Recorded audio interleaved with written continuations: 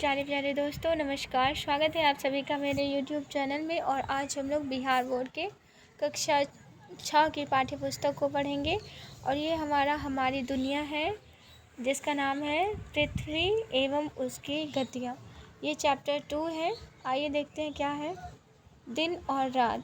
शीला ने अपने जन्मदिन पर अपनी सहेली मीरा को बुलाया। उसने नई ड्रेस पहनकर मीरा से पूछा, बताओ तो मेरी ड्रेस कैसी लग रही है। मीरा बोली, मुझे तुम्हारी पूरी ड्रेस ठीक से दिखाई नहीं दे रही है। शीला को लगा उसकी इतनी अच्छी ड्रेस उसकी सहेली देख नहीं पा रही है, वह क्या करे। इन दोनों की बातें शीला के बड़े भाई राजीव सुन रहे थे। दोनों को अपने पास बुलाकर उन्होंने कहा, शीला तुम प्रकाश में जाओ और गोल घूम आओ। शीला ने वैसा ही किया, जिससे मीरा को उसकी पूरी ड्रेस प्रकाश में दिखाई देने लगी। वह बोल उठी, तुम्हारी ड्रेस तो बहुत सुंदर है।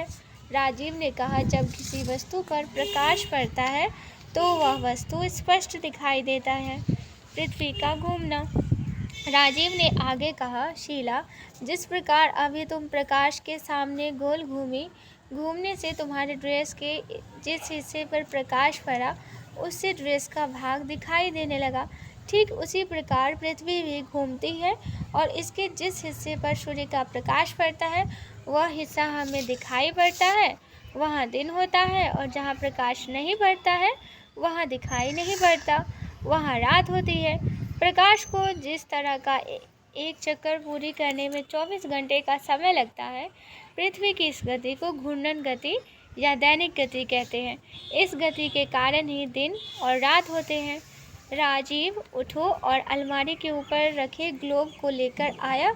उसने उसे घुमाकर बताया कि जिस प्रकार ग्लोब घूम रहा है ठीक उसी प्रकार पृथ्वी भी घूमती है।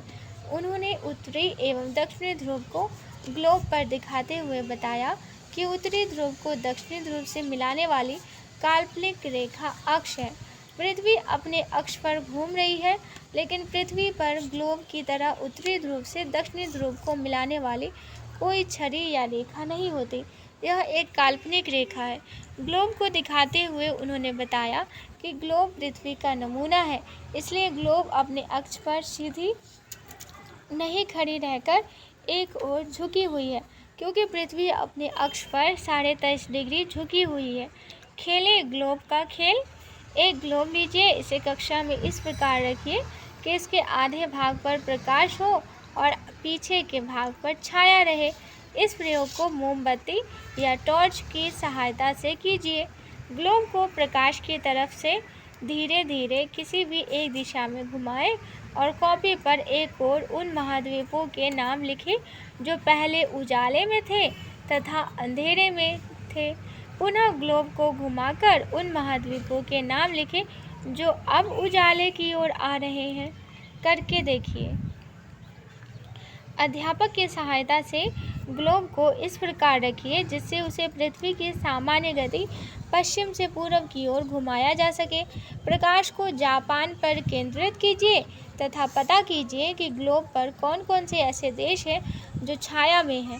तत्पश्चात प्रकाश को भारत पर केंद्रित करें और छाया प्रदेशों के नाम लिखिए। अब विषुवत रेखा पर लगभग समान दूरी पर निशान लगाएं।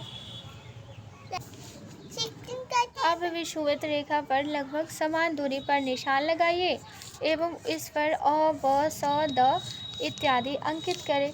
किसी एक स्थान पर प्रकाश को प्रतिबिंबित कर शेष स्थानों पर प्रकाश की स्थिति के आधार पर पूर्णतः प्रकाशित, अंशतः प्रकाशित, पूर्ण अंधेरा, अंशतः अंधेरा में विभाजित कर पता करें कि वे कौन कौन से देश हैं। राजीव ने दोनों से पूछा, जरा सोचो तो अगर पृथ्वी घूर्णन नहीं करे तो क्या होगा। शीला बोल पड़ी, सूर्य की ओर वाले भाग में हमेशा दिन होगा, जिससे उस भाग पर लगातार गर्मी पड़ेगी। दूसरे भाग में हमेशा रात होगी तथा हमेशा ठंड पड़ेगी। घूर्णन गति के साथ ही पृथ्वी की परिभ्रमण गति भी जुड़ी हुई है, इस कारण ऋतु परिवर्तन भी नहीं होगा। कितना होगा? राजीव ने शीला से पूछा, परिभ्रमण गति क्या है। शीला ने बताया, अपने अक्ष पर घूमती हुई पृथ्वी 365 दिन में धीरे धीरे खिसकते हुए सूर्य का एक चक्कर पूरा कर लेती है। पृथ्वी की इस वार्षिक गति को ही परिभ्रमण गति कहा जाता है। राजीव ने कहा, तुम दोनों ने आकाश से सूर्य को देखा होगा। ऐसा लगता है सूर्य पूरब से पश्चिम की ओर चल रहा है। क्या यह ठीक है? दोनों चुप थे। राजीव ने बताया, यह हमारी नज़रों का भ्रम है। वास्तव में पृथ्वी घूम रही होती है, सूर्य नहीं। ठीक उसी प्रकार जैसे ट्रेन के चलने के दौरान हमें आभास होता है कि हमारी ट्रेन स्थिर है तथा बाहर की वस्तुएं पीछे की ओर जा रही होती है। पृथ्वी पश्चिम से पूरब की ओर घूमती है, इसीलिए सूर्य पूरब से पश्चिम की ओर जाता हुआ प्रतीत होता है। सूर्य की इस गति को आभासी गति कहा जाता है। उन्होंने चित्र दिखाकर पूछा, कौन सा चित्र पृथ्वी की सूर्य के चारों ओर परिक्रमा को दर्शाता है? यहाँ पे पूरब से पश्चिम। मीरा बोली, भैया क्या इन्हीं गतियों के कारण मौसम एवं ऋतुएं भी बदलते हैं? राजीव ने हंसते हुए कहा, बिल्कुल ठीक समझ रही हो। जब पृथ्वी सूर्य के चारों ओर घूमती है तो एक बार इसका झुकाव सूर्य की ओर होता है और आधी परिक्रमा करने के बाद तीसरी बार इसका झुकाव सूर्य के विपरीत होता है। दूसरी और चौथी स्थिति में यह झुकाव न तो सूर्य की ओर होता है न ही विपरीत, जैसा कि चित्र में दिखाया गया है। यहाँ पर सूर्य है। परिक्रमण के सभी स्थितियों में अक्ष अपने समानांतर रहता है। 21 मार्च दिन और रात सर्वत्र बराबर और बसंत ऋतु और उत्तरी एवं दक्षिणी गोलार्धों में ऋतुएं एक दूसरे के विपरीत होती है।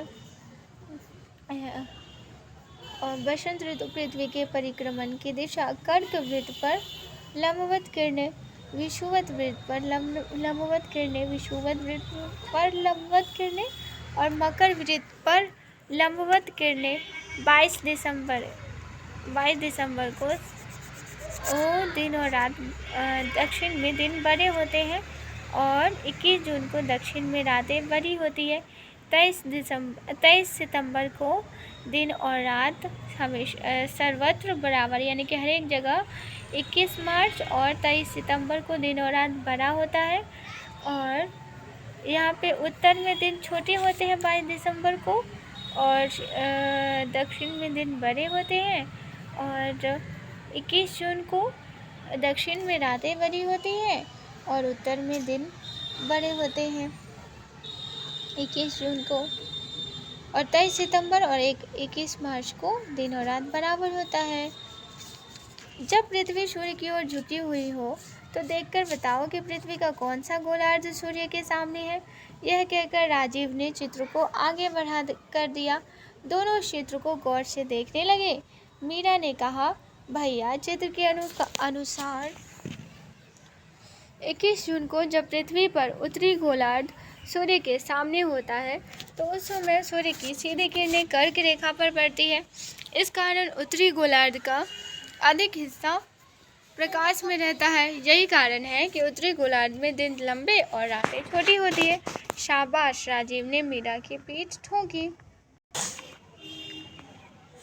21 जून को जब पृथ्वी का उत्तरी गोलार्ध सूर्य के सामने होता है उस समय सूर्य की सीधी किरणें कर्क रेखा पर पड़ती है। इसी कारण उत्तरी गोलार्ध का अधिक हिस्सा प्रकाश में रहता है। यही कारण है कि उत्तरी गोलार्ध में दिन लंबे और रातें छोटी होती है। शाबाश, राजीव ने मीरा की पीठ ठोकी। हमारा देश इसी गोलार्ध में है ना भैया? हाँ, सही कह रही हो। देखो, उत्तरी ध्रुव पर सूर्य का प्रकाश लगातार 6 महीने पड़ता है, जिससे यहाँ 6 महीने लगातार दिन रहता है। ठीक उसी समय दक्षिणी ध्रुव में अंधेरा होता है। यही कारण है कि ध्रुवों में लगातार 6 महीने रात एवं 6 महीने का दिन होता है। जून एवं दिसंबर की स्थिति। मीरा बोली, भैया तब तो पृथ्वी के घूर्णन के कारण ही दिन रात होते हैं और परिभ्रमण के कारण ही मौसम बदलते हैं। राजीव बोला, बिल्कुल ठीक, लेकिन दूसरा कारण पृथ्वी का झुकाव भी है। इसे दिए गए चित्र में समझ सकती हो। 21 जून को पृथ्वी के सूर्य की ओर झुके होने के कारण इस समय सूर्य की सीधी किरणें विषुवत रेखा से कुछ उत्तर में कर्क रेखा पर सीधी पड़ती है, जिसके कारण दिन की अवधि इस समय लंबी होती है। इस समय सूर्य का ताप अधिक मिलता है। फलतः इस समय उत्तरी गोलार्ध में गर्मी का मौसम होता है। हमारा देश उत्तरी गोलार्ध में है, इसलिए यहाँ जून में खूब गर्मी पड़ती है। इसी समय दक्षिणी गोलार्ध में सूर्य की किरणें तिरछी होती है, इसलिए वहाँ जून में सूर्य का ताप कम मिलता है और वहाँ जाड़े का मौसम होता है। शीला बोली, क्या सूर्य की स्थिति हर वक्त बदलती रहती है? राजीव ने कहा, नहीं, सूर्य के स्थिर होने के कारण उसकी स्थिति तो हर वक्त एक सी होती है। पृथ्वी की स्थिति बदलती रहती है।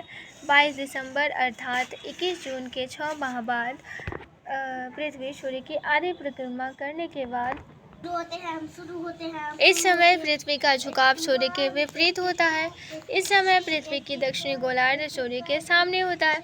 सूर्य की किरणें मकर रेखा पर सीधी पड़ने लगती है, जिससे दक्षिणी गोलार्ध का अधिक हिस्सा प्रकाश में रहता है और कम हिस्सा अंधेरे में। इसलिए इस समय दक्षिणी गोलार्ध में दिन लंबे और रातें छोटी होती है।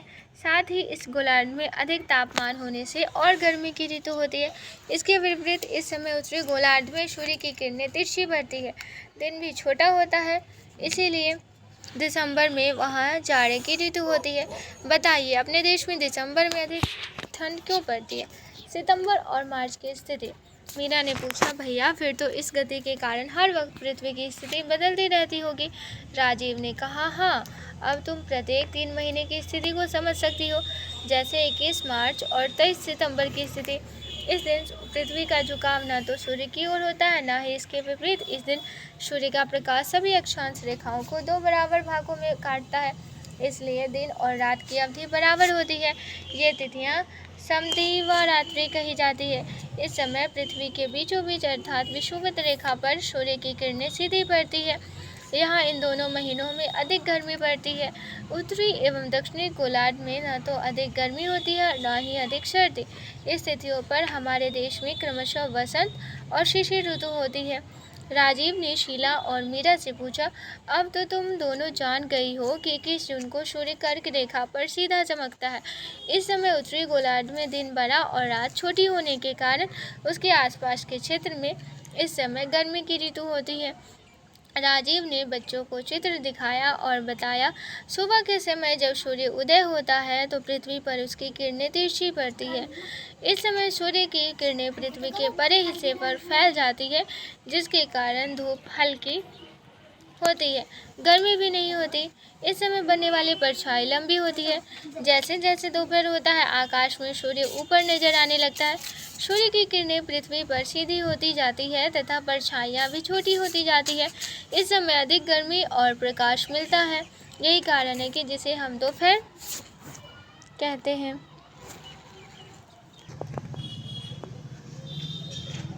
शाम को सूर्य की किरणें फिर तिरछी हो जाती है और बड़े हिस्से में फैल जाती है, जिससे इस समय कम गर्मी होती है। रात में सूर्य का प्रकाश नहीं मिलता, जिससे रात में ठंडक हो जाती है। पृथ्वी की गोलाकार सतह। राजीव ने पृथ्वी की गोलाकार सतह का चित्र दिखाकर पूछा, बताओ, अगर इस पर सूर्य की किरणें पड़ेंगी तो किरणें कहाँ सीधी एवं कहाँ तिरछी पड़ेंगी? दोनों सहेलियां सोच में पड़ गई। मीरा बोली, भैया, हमारी पृथ्वी के गोलाकार होने से उसके सभी भागों पर सूर्य की किरणें सीधे नहीं पड़ेंगी। राजीव बोला, बिल्कुल सही। यदि हम पृथ्वी को उत्तर और दक्षिण 2 बराबर हिस्सों में बांटे तो बीच के हिस्से में सूर्य की किरणें लगभग हमेशा सीधी पड़ेंगी। यहाँ सालों भर गर्मी पड़ती है। इस क्षेत्र को उष्णकटिबंधीय पेटी कहते हैं। जैसे जैसे हम इससे उत्तर या दक्षिण में बढ़ते हैं, पृथ्वी की गोलाकार सतह के कारण सूर्य की किरणें तिरछी होती जाती है और बड़े हिस्से में फैल जाती है, जिसके कारण उष्णकटिबंधीय क्षेत्र की अपेक्षा कम गर्मी मिलती है। पृथ्वी पर इस क्षेत्र को शीतोष्ण कटिबंधीय की पेटी कहा जाता है। ध्रुवों के निकट सूर्य की किरणें अत्यधिक तिरछी पड़ती है।